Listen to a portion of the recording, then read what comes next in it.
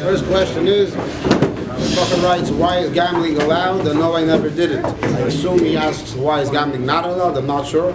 Either way, the sugya of gambling, so we have an Alter Rebbe Shulchan Aruch, we have what's called Chesed Mishpat. The Shulchan Aruch, the Mechaber, the one that wrote the Shulchan Aruch, so he divided Shulchan Aruch into four general Zvarim, Yerachayim, Yerodei, Even Ezer, Chesed Mishpat. And then the Alter Rebbe, many years later, wrote his Shulchan Aruch, which is, besides what the original Shulchan Aruch has, many other details that came later.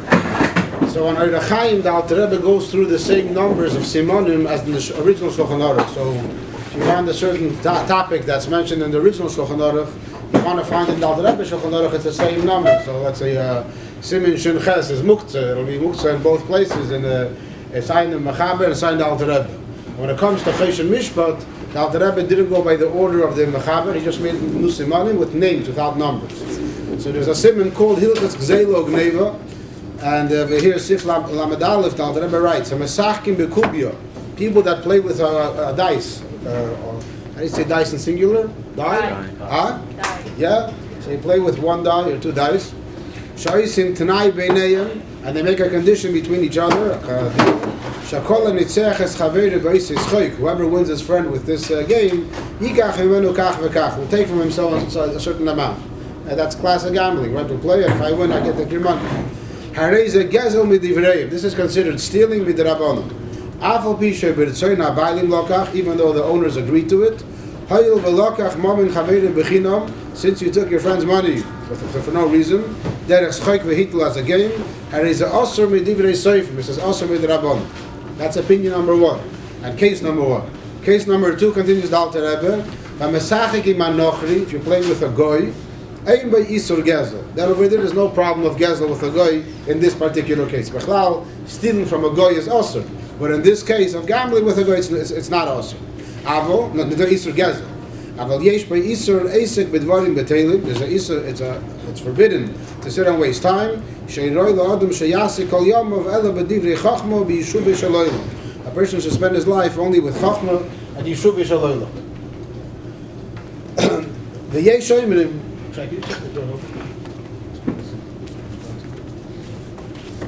The Yeshayimrim are those that say, Shamesachik im Yisrael ki mesachik im Anochri ve'ein be'mishum gezel. There are those that say that playing against a Yid, gambling with a Yid, is just like playing with a Goy, and it's not considered gezel. V'afal b'chein isur yesh b'davar commission is buried by Rechayim simin shin chav beis. But there's still a different isur Alter Rebbe that we don't have that Alter Rebbe simin on that.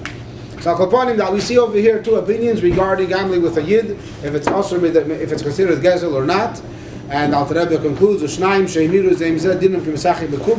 other types of gambling or betting, making a bet, like what's going to happen. And that was gambling, you're actually playing a game. This is just making a bet. If someone, let's say, betting it is so two other people are playing a game, and you bet if he wins and so on, that's the same thing as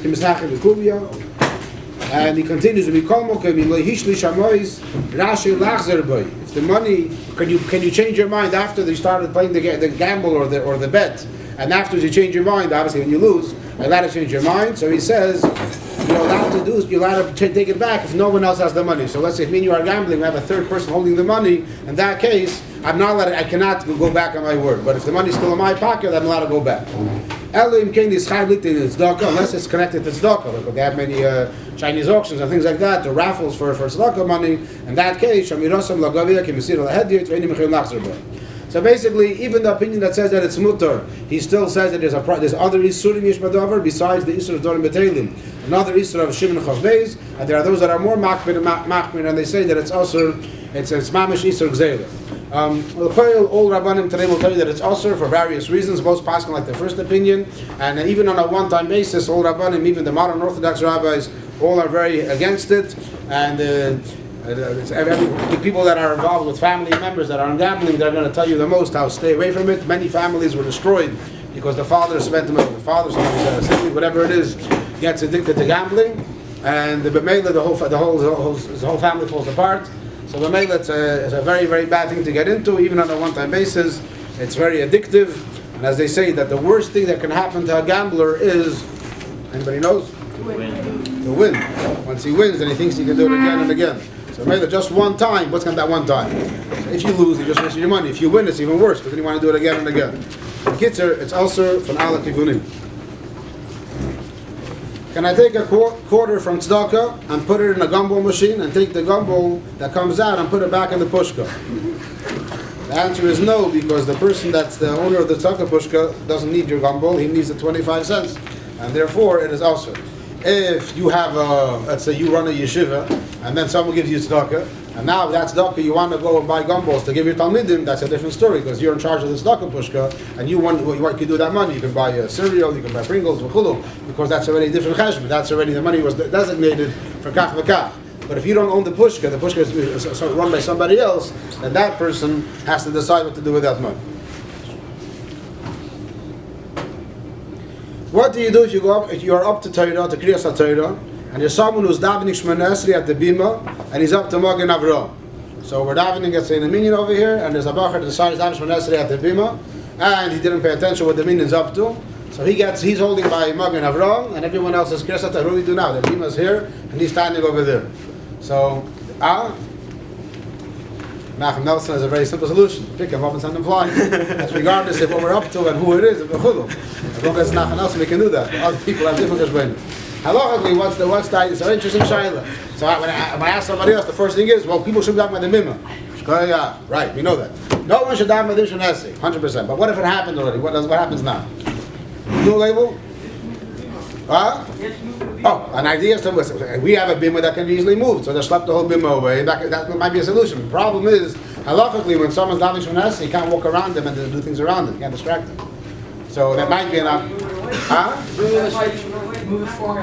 When you're moving it away, if his standing is seated like this, you pull the thing away from him, then you just you got him out of the way. It's annoying. He's annoying. Huh? Just wait a few minutes. Take him out. Wait a few minutes. Take the sibura. Okay. And if he's an Ovid Hashem, if he's a guy that dabbles as if he's dabbles for 15 minutes, as well, what do you do then? You're not going to stand there if he's Put the towels over there. Go.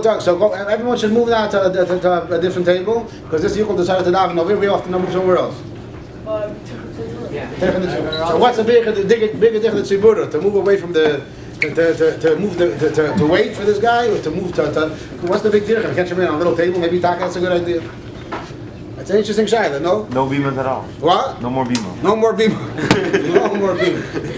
Bima's lives matter. Not catching no bima. So I looked up over here an interesting shayla that might be similar. He says, what happens if you're a chazan in a shul and there's an adam gadol b'Torah v'nichmad manig leidasu? A choshev erov, and the rov is the person you're supposed to wait for. And you're the chazan, and you're davening Shemona Esrei, and you notice that the rov finished, and you're supposed to Shemona Esrei. So now you're all confused. Yachal lakar atzmei mihamud kedei sheyuchal adam acher shekvar gomer tfilosi lageshes la'asra b'chazos. In such a case, he brings out a case that if the big rov is still middle and finished davening and you're not, you can move away from the amud and walk a few tables away and finish Shemona Esrei. So this way, someone else can go to the amud and do chazaras hashatz. So in other words, that bechlal there are certain cases in halacha which we allow somebody to move in the middle of Shemona Esrei.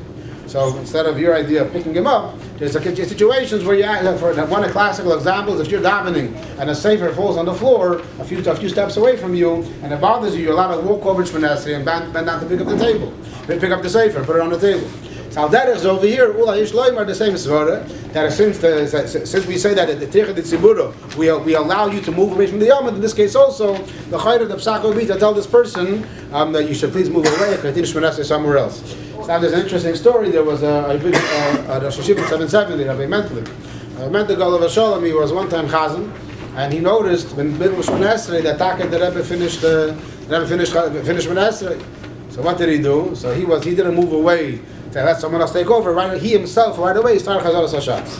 Middle of Shemona Esrei, but the Rebbe's going to wait for me. So why did he start chazaras hashatz from the beginning again? Really, they that that's not a good idea, but that's what he did. And from then on, he was never chazan again when the Rebbe would daven the dominion.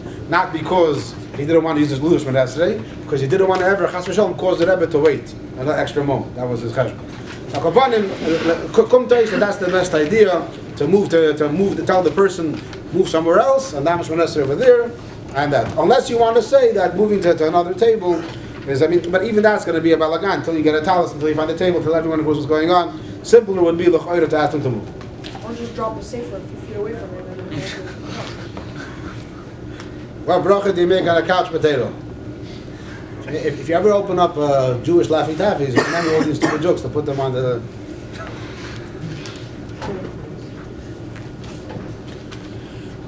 Are you allowed to cut a blank paper on Shabbos? The Baruch is asking about blank paper, not about toilet paper. Toilet paper is a whole big conversation, but it's not a blank piece of paper. So you should just know, when I was a Baruch growing up, you were always taught that a blank piece of paper is muktzah on Shabbos. It's a very, very high level of muktzah. It's called muktzah machmas chisar and kis. Because in my day and age, we didn't have digital screens as kids, so everything was on paper. Paper was a valuable asset. You needed paper to write everything. People had computers, but it wasn't used the way it is today. Asher al kain, a paper, a blank piece of paper, is something which you want to make sure that it remains clean, doesn't get dirty. So if so, it's muktzah machmas chisar and kis, and you can't even move it. It's such a, even though it's not expensive, it wasn't expensive when I was a kid either, but it was considered an item which you don't want it to get ruined. So a blank piece of paper is muktzah machmas chisar and kis. But let's say you have on the paper things that are colored in it already anyway. Stam a scribble on one side, and then so it's not going to be used anyway for a pan or anything. So it's really ready to go to the garbage anyway. You're allowed to just rip it randomly. So the Alter Rebbe in Simin Shin Mem Sif Yud Zayin, he talks over here about the halacha of keireya. Now what I'm going to say now is going to cause a lot of problems. It's a very big problem with this following halacha, and it's going to ruin your whole Shabbos. So if you really don't want to listen, I guess you can consider it Shigigas Talmud or Lozoden, but what I'm going to tell you now is going to mess up all your Shabbos treats and snacks. Very good, Yosef. Actually, according to the Mishnah Berurah, maybe it might be mutter, so if it's Chabad, you can find another heter as well. If the Lubavitch is amongst us, we have an issue now. Now, the Rebbe says there is no...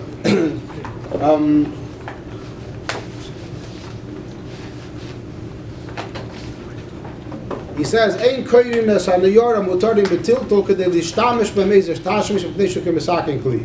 Ripping a paper in order to use it for something